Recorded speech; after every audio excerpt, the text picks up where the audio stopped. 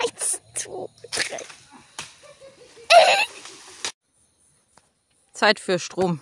Ich möchte meinen Kühlschrank benutzen. Und Sebastian hat gesagt, die Solaranlage soll diesen Bereichen für die Steine abdecken. Aber da unten drunter sind auch ganz viele Steine. Deswegen macht das da so buff, buff. Ja, in diesem Video wird es elektrisch, wie meine Frau gerade schon gesagt hat. Wir wollen unser Leben im Regenwald etwas komfortabler gestalten. Und Strom ist halt eine der grundlegenden Bausteine im Leben der meisten Menschen. Und auch in unserem, weil es einige Dinge halt erleichtert und manche Möglichkeiten dadurch erst eröffnet werden. Ihr habt gesehen, wie ich gerade Löcher für die Pfosten gegraben habe. Jetzt passe ich die noch etwas an, damit wir oben die Querträger befestigen können.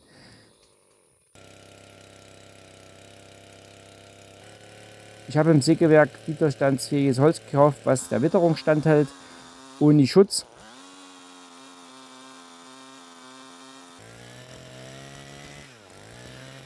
Und das Kürzigdraht, weil es anders geplant war, in 2 schmalere Balken, die völlig ausreichend sind von der Dimensionierung.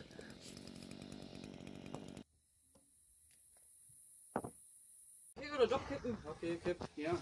Kannst du ein Video machen? Ja, dürfen es doch, würden Sie sehr verspannt sein. Also du musst wie gesagt vorne weglaufen. Oder sonst gehe ich vorne weg, drehen dann dort. Und wir gehen seitlich. Siehst du, wir gehen seitlich, da siehst du, wo deine Wurzeln sind. Ja, finde ich auch besser. Hast du aufgenommen hier? Mhm. Das sind ja die ganzen Äste da, die im oberhalb lang, oder? Ja. Ich schaffst du drüber steigen. Ich schaff's drüber zu steigen, weil es ist angenehmer als Stein zu stellen. Ja, das geht. Und du musst jetzt den Berg hochgehen. Du musst hochgehen, weil du hast die Unterseite. Aber wir können doch noch ein bisschen seitlich gehen, oder? Ja, aber wir müssen doch sowieso drehen. Ja, aber wie geht es besser, wenn ich gucken kann? Du musst jetzt rumdrehen, sonst geht's nicht. Pass auf mit deinem Kopf, dass du nicht einen Kopf reinstößt.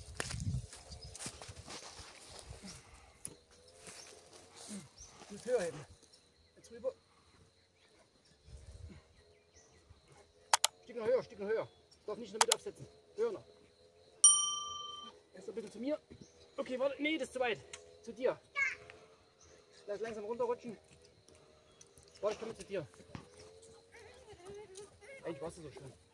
Habt ihr gerade gesehen, wie wir die Solarpaneele vom Haus jetzt hergetragen haben an die Konstruktion, die ich gebaut habe. Wir haben uns extra dafür entschieden, das nicht am Haus zu machen. Erstmal, weil der Winkel überhaupt nicht passt und die Richtung nicht, weil wir das nicht nach der Sonne ausgerichtet haben, sondern nach dem Hang, dass wir da das so bauen, dass wir mit dem natürlichen Gefälle gehen. Und jetzt haben wir die hier drauf gehoben. Ich habe hier eine Konstruktion gebaut. Da kommt auch die Technik mit runter. Und dann kommt bloß das Wechselspannungskabel, das geht dann direkt zum Haus rüber. Deswegen ist es hier so ein bisschen verkleidet, es wird noch verkleidet. Und diese Paneele, die schiebe ich direkt zusammen und klebe die in der Mitte mit Sikaflex zusammen. Und dann bin ich der Hoffnung, dass es ein ziemlich dichtes Dach ist. Hat den Vorteil, dass ich kein Dach drunter habe, finde ich. Ich habe keinen Wärmestau von unten, weil ich kein Blech drunter habe oder kein anderes Material, was die Wärme stauen lässt. Also die sind sehr gut hinterlüftet. Gerade in unserem Klima ist das, finde ich sehr, sehr wichtig. Und ja, werden wir schauen. Ich kann es später nochmal zeigen, wenn ich es festgemacht habe. Der aktuelle Stand. Die Paneele sind drauf. Die ersten Geräte sind angeschraubt. Da müsste dann hier irgendwie noch eine Wand hin. Genau. Und dann müssen noch die Kabel gelegt werden. Aber es wird langsam. Wir tun jetzt hier irgendwie an die Kabel diese Schellen daran machen. Und da gibt es normalerweise so eine extra Zange für. Die haben wir nicht. Und für einen Einsatz sowas kaufen, unnötig. Also helfen wir uns einfach selber. Ja, es ist nicht so, wie man es eigentlich machen sollte, wie man es professionell macht, aber wir sind jetzt halt keine Profis in dem Bereich, dass wir das jetzt hier ständig machen. Dann hätten wir die nötigen Werkzeuge, aber allerdings hatte ich in der Stadt gefragt, wo sie die Ringösen hier verkaufen, und die haben gesagt, die Die machen das mit einer hydraulischen Presse. Und da habe ich gesagt, ja, wer macht das? Er wusste nicht. Deswegen habe ich dann gesagt, bevor ich jetzt erst durch die Stadt irre, um jemanden zu suchen, der sowas vielleicht machen kann, und ich sowieso nicht alles dabei hatte,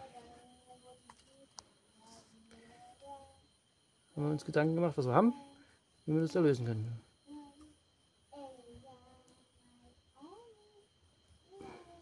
Beide auf einmal gleich? Ich versuche es ja, das letzte Mal haben wir es anders gemacht, haben wir erst einen reingemacht noch. Das ist halt hier 35 Quadratmillimeter, eigentlich sogar ein bisschen stärker. 2 AWG, weil es ist ja amerikanisches Maß hier bei uns in Peru. Und ja, 2 gleichzeitig sind echt nicht so gut. Da drückt es den einen dann immer wieder weg. Ja, das springt dann von der gleichen Höhe weg. Mhm. Erst wenn den einen machen, dann hat er schon mal die Kerbe drin. Soll ich das Ding stabilisieren? Das ist ja nicht angeschraubt, unser Fuß hier. Noch nicht, aber noch keine Okay. Werkstatt oder sowas haben. Ja. Ach so, ja. Ja, ich sage noch nicht angeschraubt.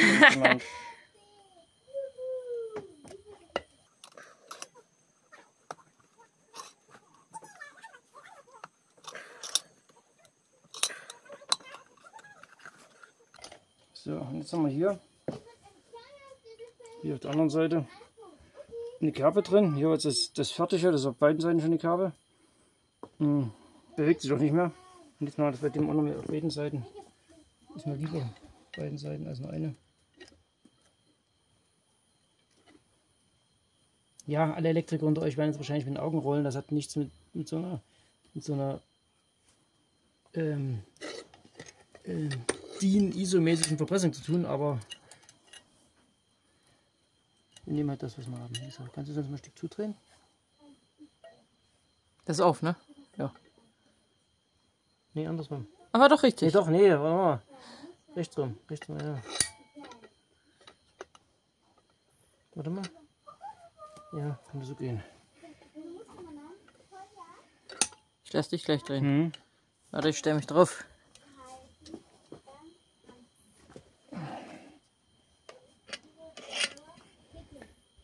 Auf jeden Fall das Ganze im Zugtest standgehalten und es ist ja jetzt auch keine Belastung drauf. Das ist ja nicht in einem Fahrzeug oder sowas verbaut, wo eine Vibration ist. Das ist fest verbaut an der Solaranlage. Die ihren Ort dann nicht verändert. So, okay. Ja. Verrutscht. Wenn er festgeschraubt wäre, könnte ich vielleicht ein bisschen stärker zusammendrehen, aber Wir brauchen einen Strompfosten. Da steht ein Baum am Walde. Der Wald ist vom Nachbarn. Genau, so. Oh, das hört sich, ich dachte, wenn man da dran steht. Genau, und den müssen wir jetzt vorbereiten, damit er nicht nur in den Nachbarswald knallt. Genau, darum kümmern wir uns jetzt. Weil die es eigentlich wäre.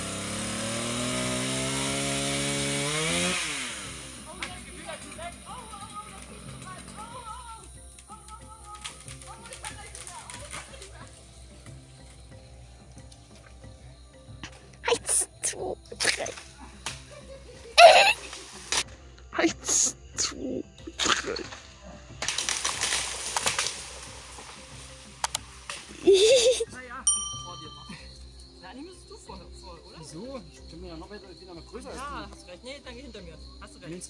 Weil du musst dann schnell die Füße und die Hände wegnehmen, falls er runterkracht.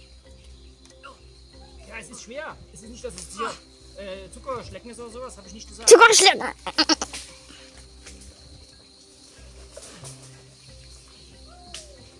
Den aber nicht komplett kriegen, weil er hängt da oben mit der Krone fest. Ui. Haben wir noch ein Stück? Wir machen vielleicht ein Stück rüber noch da. Was da? Ja, in dem Stück. Du hast das Wurzel in die Balken. Was haben wir denn hinten? Ja. Was machst du denn da? Teil weg. Aber die ein Geräusch gemacht hat. Weiß ich nicht, ja, hat er gemacht. Der nützt ja nicht. Jetzt haben wir das Ding immer so hier hängen.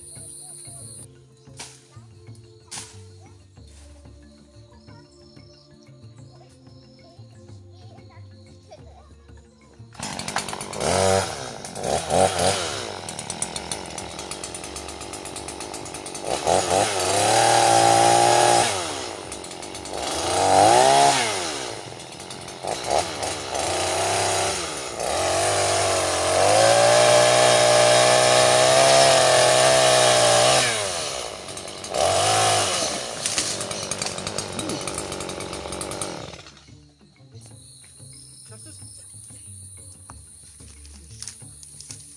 Wir können ihn erstmal hier liegen lassen. Da stellt ihn da, leg den da oben drauf auf den Wurzel bei dir.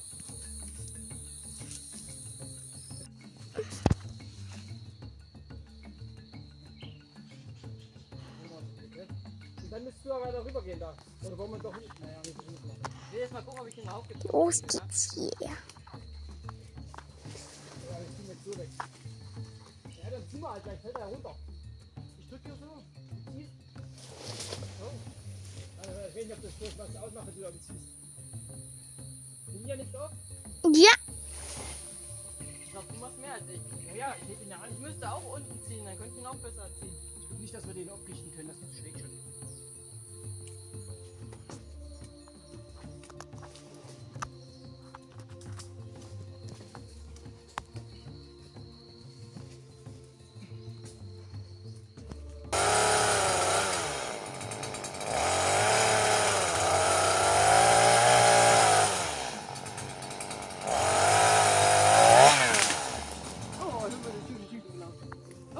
Komm, runter!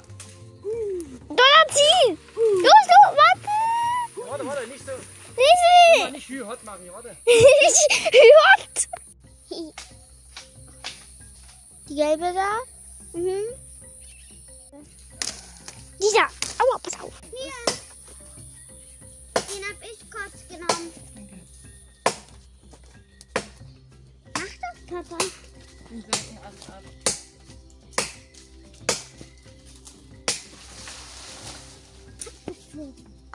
Aber abgeflogen. Wie viel Pflanze die? Aber abgeflogen. Du musst aber hier gehen, mir, dann kann man besser. Du solltest ruhig gucken, was du aufnimmst.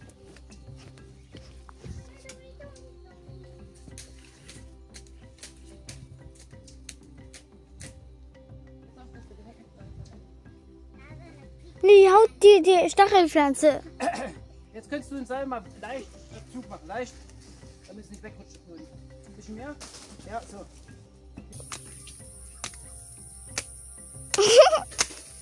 Mia, bist du bereit zum Aufnehmen? Sie nimmt das.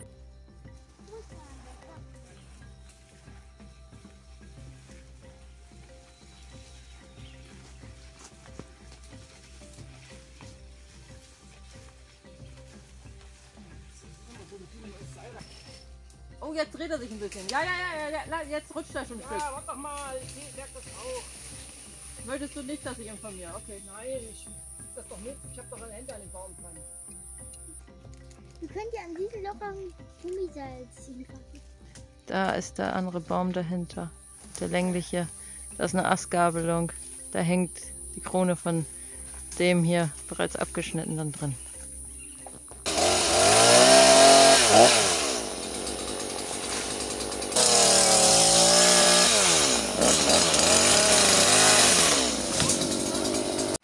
Wir haben heute einen Baum gefällt. Das sind hier 2 Pfosten. Die kommen dann als Strompfosten in die Erde nachher. Das ist das Wartungshäuschen. Nee, mit Blechhäusern. Ja, na, schön. Und hier sind die Krachmacher. Und das ist Papa. Ja, und direkt an den Pfosten ran. Nicht an die Spüle, direkt an den Pfosten. Ja, danke. Da hast du Wo die gerade. weil der mit Links mal auf den Boden runter. Baum gefallen. Da war er beim Pfosten direkt.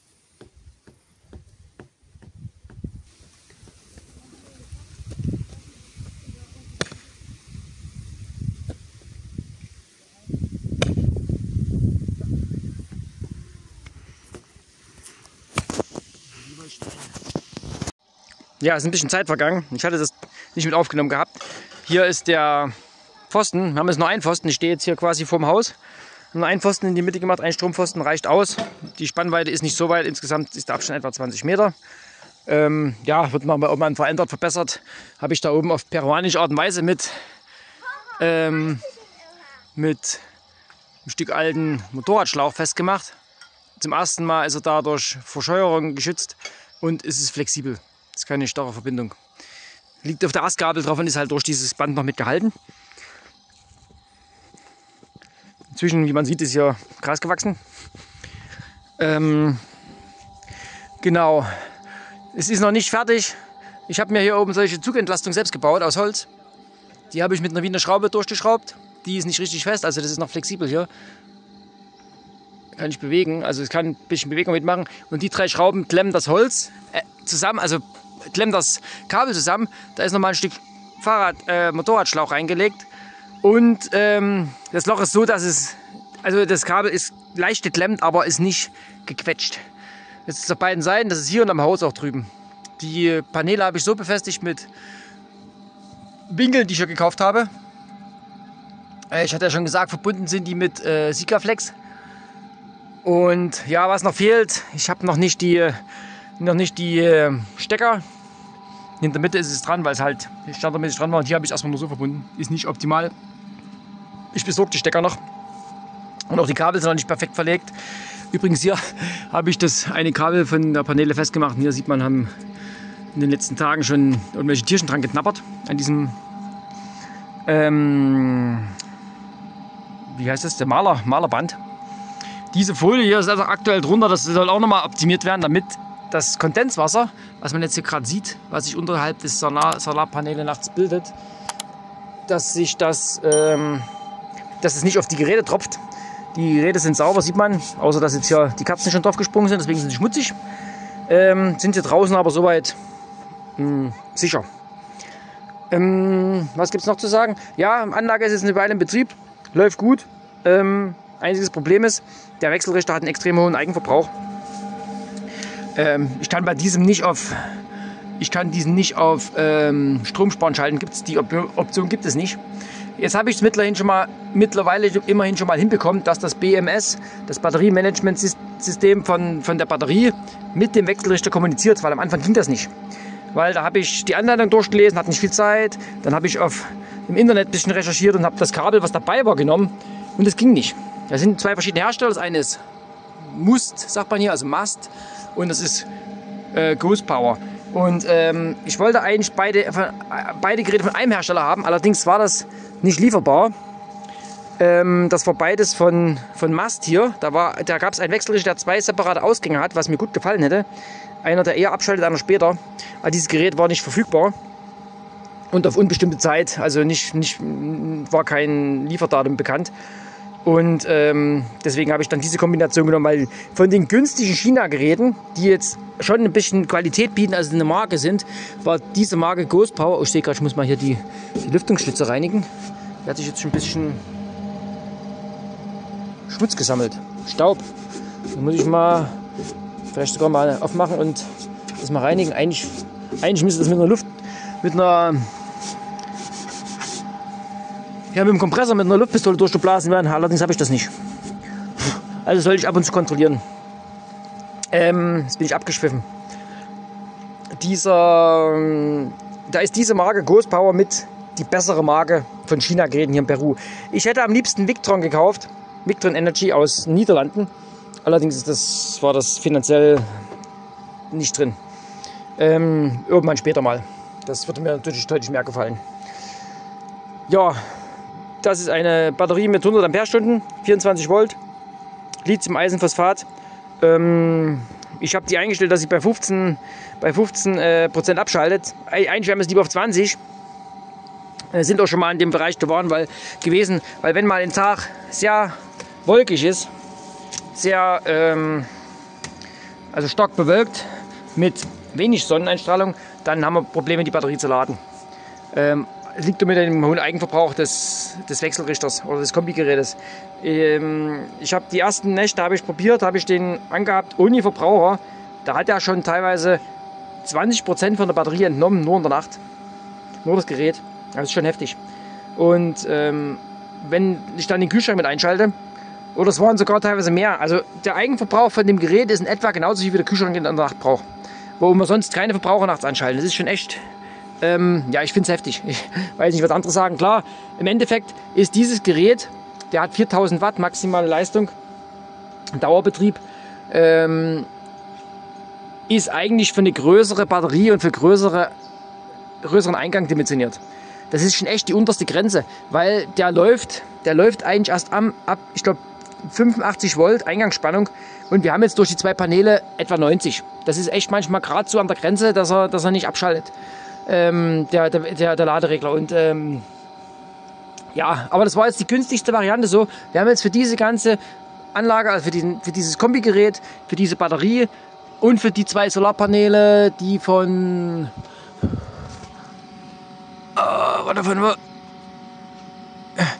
Eco Queen Energy, das ist eine französische Firma,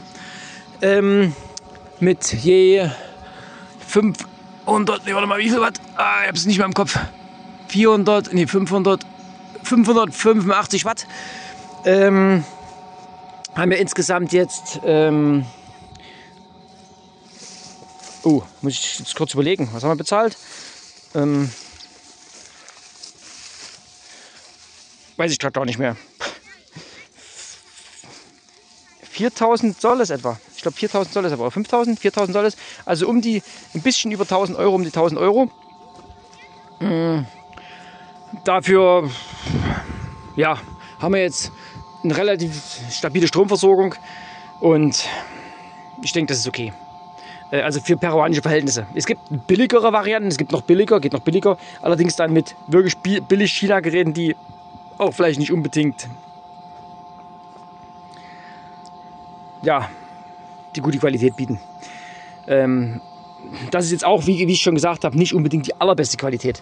Allerdings sind das Markengeräte, die hier in Südamerika einen gewissen Marktanteil haben und deswegen haben wir uns dann für diese entschieden. Ist alles noch nicht perfekt, auch das Erdungskabel ist nicht perfekt.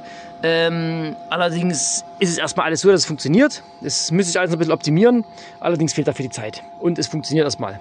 Also wie ich vorher schon mal gesagt habe, bei dem Kabelpressen, alle Elektriker werden jetzt wahrscheinlich die Hände über den Kopf zusammenschlagen, wie ich das hier installiert habe.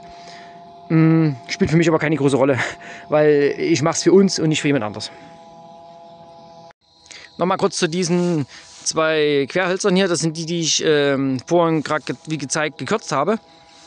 Und die werden hier nass, aber das ist überhaupt nicht schlimm. Das ist Kinia-Holz. Das ist Holz, was sind übrigens auch die Pfosten, die hier in der Erde stecken. Das ist Holz, was viele Jahre in der Erde sein kann, ohne dass es anfängt zu gammeln, sich zersetzt, selbst ohne Schutz. Und deswegen habe ich die oben dran gemacht und nicht gestrichen oder sowas. Ach, hier übrigens, so kam das hier geliefert. Mit diesem Knick drin, zum Glück ist nichts weiter passiert. Das sind übrigens bifasziale Module. Allerdings, dadurch, dass wir ja unten drunter kein Dach haben oder sowas, das reflektiert, ist nicht viel Reflexionsfläche da. Ich habe schon überlegt, mit Spiegeln was zu machen oder sowas.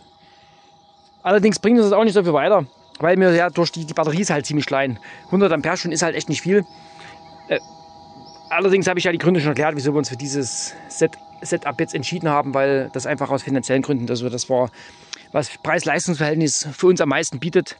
Ich werde das Haus noch ein bisschen mehr zumachen, weil wenn es von dieser Seite aus regnet, von hier aus, von Süden, dann kann sein, dass ein bisschen was reinkommt. Ich werde diese Seiten hier noch verlängern, da was ranmachen. Da oben, das ist okay so schräg regnet es nie, dass da Wasser reinkommt. Und hier vorne werde ich vielleicht irgendwie eine Tür machen oder zumindest oben zu oder ein Schattennetz ran bloß. Irgendwas als Schutz, weiß noch nicht ganz genau. Jetzt wollte ich gerade noch etwas sagen. Ach so, weil ich gerade gesagt habe, Richtung Süden. Wir sind ja auf der Südhalbkugel, wir sind ja unterhalb vom Äquator. Deswegen sind unsere Paneele Richtung Norden ausgerichtet, weil bei uns die Sonne im Norden steht. Nicht, dass ihr jetzt gerade denkt, hey, der hat das verkehrt rum installiert. Nee, ich habe das mit Kompass ausgerichtet, das passt schon. Nur, wie gesagt, als Erklärung, wir sind halt in Peru und nicht in Deutschland. Übrigens, das Kabel von der Anlage da drüben zum Haus sind AWG2. Wir haben ja hier amerikanisches Maß in Peru. Das sind etwa 3,31 Quadratmillimeter. Und wir haben das bewusst so weit vom Haus weg gemacht, weil die Geräusche, das Kombigerät, der Wechselrichter macht ziemlich laute Geräusche und das wollten wir nicht am Haus haben. Dir hat das Video gefallen? Dann klicke auf den Abonnier-Button und aktiviere die Glocke. Und schaue gerne weitere Videos von uns an.